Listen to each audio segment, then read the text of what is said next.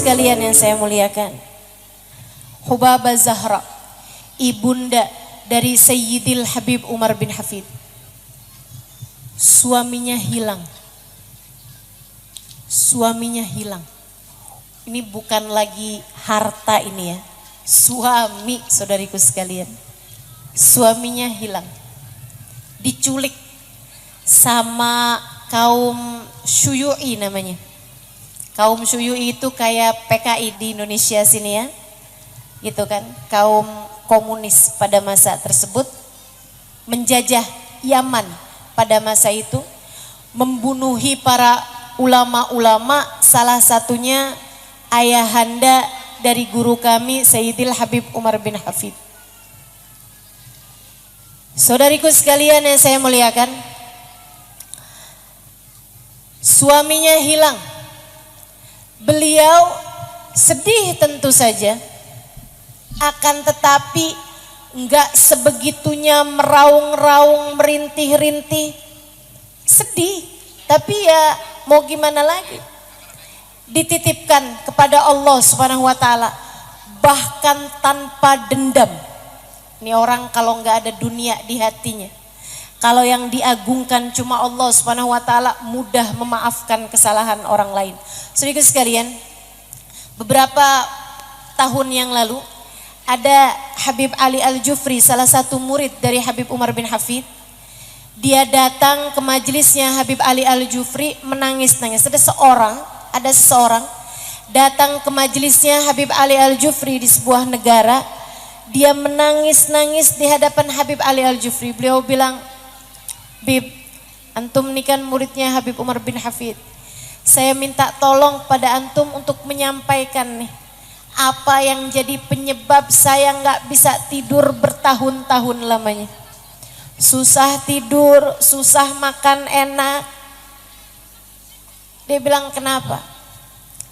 Dulu berapa puluh tahun yang lalu, saya di antara mereka yang menculik ayahanda Habib Umar bin Hafid." Dia bilang, "Sekarang saya bertaubat. Saya minta tolong untuk sampaikan salam permintaan maaf saya kepada Habib Umar bin Hafid dan kepada seluruh keluarganya, terutama kepada ibundanya, kepada semua saudara-saudarinya." Habib Ali Al-Jufri berjumpa dengan Sayyidil Habib Umar bin Hafid. Dia menceritakan dan menyampaikan amanat dari orang ini. Saudara sekalian, tahu apa kata Habib Umar? Habib Umar sembari tersenyum mengatakan, "Sampaikan padanya kalau kamu berjumpa lagi, kami sudah memaafkannya dari hari-hari pertama dia menculik ayahanda kami. Kami, ibu saya dan semua putra-putrinya sudah memaafkan mereka semuanya sejak hari-hari pertama mereka menculik ayahanda kami." Saudaraku sekalian saya muliakan, tak ada dendam, tak ada permusuhan. Faham bahwa segala urusan tak bisa terjadi kecuali dengan izin Allah. Ibunda Habib Umar, Hubabah Zahra, saudariku sekalian yang saya muliakan, sepanjang hidupnya beliau kalau doa nggak ada gitu bilang, "Ya Allah, balaslah orang-orang yang telah menculik suami saya." Nggak pernah. Atau gitu ya, minta, "Ya Allah, saya sekarang sudah janda gitu, tolong saya ya Allah gantikan untuk saya suami yang lain gitu, yang lebih kaya, yang lebih ganteng, yang lebih berilmu." Nggak pernah. Beliau pun juga nggak minta, "Ya Allah, gantikanlah gitu sekurangnya dengan anak-anak yang kemudian menjadi kaya raya biar saya bisa menikmati kehidupan di dunia." Tak pernah. Saudaraku sekalian yang saya muliakan, Hubabah Zahra dalam malam-malam beliau senantiasa sholat malam gak pernah tinggal. Waktu saya nulis buku Bidadari Bumi, saya ingin memasukkan salah satunya adalah Hubabah Zahra. Tapi tak banyak yang saya tahu mengenai beliau selain senyumnya yang tidak pernah hilang ketika berjumpa dengan siapapun, dan selain ingatannya yang senantiasa kepada Allah Subhanahu wa taala. Kami pernah duduk bersama-sama dengan beliau di suatu malam. Kami sedang membaca zikir bersama-sama, kemudian mendengarkan ada yang baca qasidah gitu. Tiba-tiba lampu mati. Saat lampu mati, hampir semua orang berteriak, "Ha!" gitu. Teriak, kecuali Hubabah Zahra.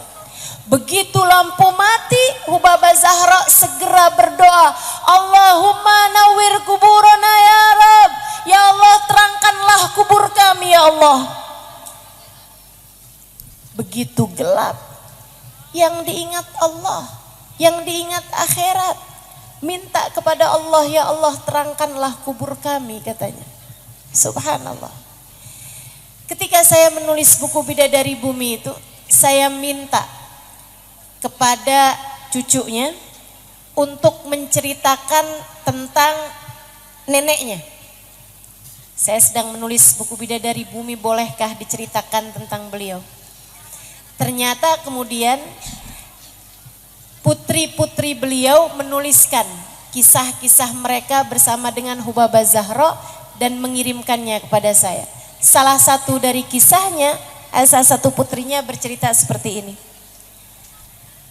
Saya sewaktu belum menikah tinggal bersama dengan Hubabah Zahra. Dia bilang setiap malam, kalau saya terbangun di waktu malam jam 1 malam, jam 2 malam, saya lewat di kamar Umi, selalu saja saya dengar suara rintihan yang sangat menyayat hati. Saya buka pintu, saya mau tahu apa yang sedang dilakukan ibu saya. Ternyata Hubabah Zahra di atas sejadahnya yang sudah usang, sesudah sholat yang panjang, beliau menengadahkan tangan seraya berkata, "Ya Allah, ampunilah kami, ampunilah kami. Ya Allah, terimalah kami sebagai hamba-hambamu. Ya Allah, ya Allah." Ya. Demikian keadaan para wali-walinya Allah Subhanahu wa ta'ala. Saudariku sekalian, hati yang tidak mengagungkan selain Allah. Putri yang lain bercerita, dia bilang Hubabah Zahra seumur hidupnya tidak pernah meninggalkan tahajud kecuali 1 malam. Malam itu kegiatan beliau sangat banyak, ada urusan-urusan. Beliau tidur di larut malam, ketika beliau bangun terdengar suara adzan subuh. Beliau bangun dengan berteriak. Beliau bangun dengan kaget setengah mati. Beliau bilang, "Adzan, adzan, astagfirullah, adzan." Beliau nyaris gak bisa turun dari tempat tidur. Beliau nyaris gak bisa berdiri dari tempat beliau tidur di bawah itu ya. Karena dengar suara adzan yang artinya sudah terlewat waktu untuk bangun malam. Beliau gemeteran kakinya seraya mengatakan, "Adzan, magumtul lailah." Saya gak bangun malam hari ini. Saya gak sholat malam hari ini. Astagfirullah, astagfirullah, samihni ya Rab, samihni ya Rab. Ampuni saya ya Allah, ampuni saya ya Allah, ampuni Zahra ya Allah, ampuni Zahra ya Allah. Dengan linangan air mata beliau pergi ke kamar mandi untuk berwudu. Putri-putrinya bercerita, hari itu sampai dengan larut malam, air mata Hubabah Zahra tak henti mengalir. Beliau menangis sepanjang hari karena beliau tidak bangun malam hari itu. Maafkan Zahra ya Allah, maafkan Zahra ya Allah. Zahra gak bangun tadi malam menghadap mengagungkanmu. Maafkan Zahra ya Allah, maafkan Zahra ya Allah. Bagaimana denganmu teman-teman? Kamu nangis kalau apa? Hilang duit. Kamu nangis kalau apa? Hah? Kalau suamimu hatinya berbagi dengan perempuan lain. Kamu nangis karena apa? Karena kamu merasa difitnah orang, disakiti orang. Apa yang kamu tangiskan teman-teman? Lihat bagaimana para wali-walinya Allah Subhanahu wa taala. Hati mereka tak terisi kecuali Allah. Mereka tak pernah membiarkan ada siapapun atau apapun bertahta di dalam hati mereka. Mereka adalah orang-orang yang berani berkata, ma fi qalbi ghairullah. Di hati kami tak ada selain Allah.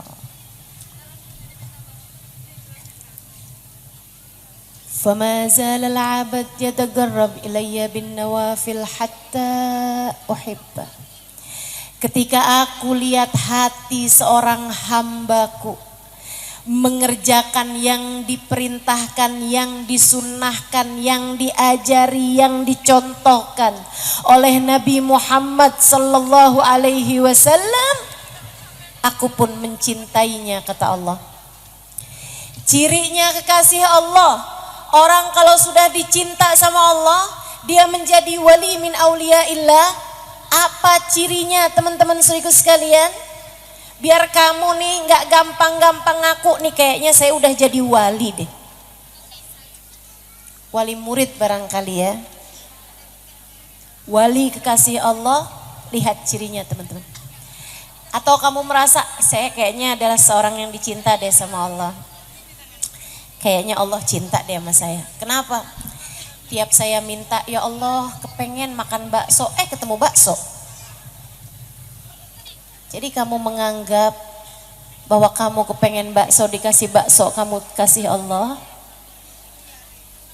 Saudariku sekalian yang saya muliakan, bukan begitu ceritanya. Bukan begitu ceritanya. Tahukah kamu bahkan kepada orang-orang yang Allah benci ketika berdoa, Allah berkata kepada malaikatnya, minta, kasih apa yang dia minta. Aku tidak suka mendengar namaku disebut-sebut oleh lisannya. Jangan kamu kira ketika doamu mudah diijabah, itu adalah ciri kamu telah dicinta oleh Allah. Belum tentu. Sebab kepada orang-orang yang dibenci oleh Allah Subhanahu wa taala, terkadang Allah beri istidraj kepada mereka ketika dia minta, terutama urusan-urusan dunia. Ketika dia minta urusan-urusan dunia, bahkan ketika mereka minta, ya Allah kepengen punya mobil baru. Ya Allah kepengen anak-anak saya segera diterima di pekerjaan misalnya. Kalau orang tersebut seorang yang dimurka oleh Allah, Allah bilang kepada para malaikatnya, wahai para malaikatku, kasih apa yang dia mau. Aku tak suka mendengar namaku disebut-sebut oleh lisannya.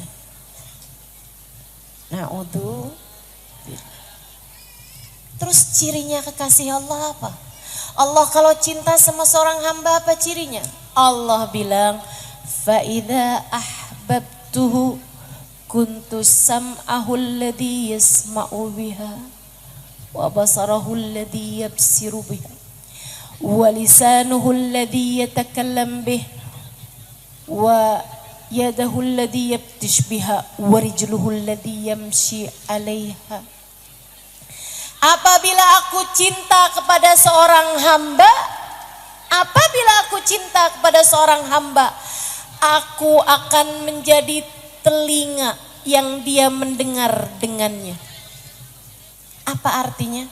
Allah akan karuniakan cahaya di telinganya sehingga ia hanya mau mendengar kebaikan-kebaikan saja. Senengannya dengerin sholawat, senengannya dengerin kajian, senengannya dengerin Al-Quran dibacakan, senengannya mendengarkan kebaikan-kebaikan disampaikan, tak pernah tertarik mendengarkan gosip-gosipan artis, tak pernah tertarik mendengarkan kabar-kabar politik, tak pernah tertarik dengan urusan-urusan dunia. Ia telah dicahayai dengan cahaya Allah di telinganya. Bagaimana denganmu? Ciri kekasih Allah, kata Allah, aku akan menjadi mata yang dia melihat dengannya. Sehingga ketika ia memandang siapapun, ia melihat Allah pada segalanya. Ia melihat Allah pada siapapun dan apapun yang dia lihat. Teman-teman saudaraku sekalian yang saya muliakan, melihat siapapun ia melihat Allah pada segalanya. Karenanya tak pernah tertarik melihat aib seseorang yang diumbar. Tak pernah tertarik untuk menonton tayangan-tayangan yang melenakan. Ia tak pernah tertarik untuk melihat siapapun dengan pandangan menghina. Ia tidak pernah terpesona memandang dunia seberapa mewahnya dunia tersebut. Kenapa? Matanya telah dicahayai dengan cahaya Allah. Andai kita menjadi salah satunya. Andai kita menjadi salah satunya.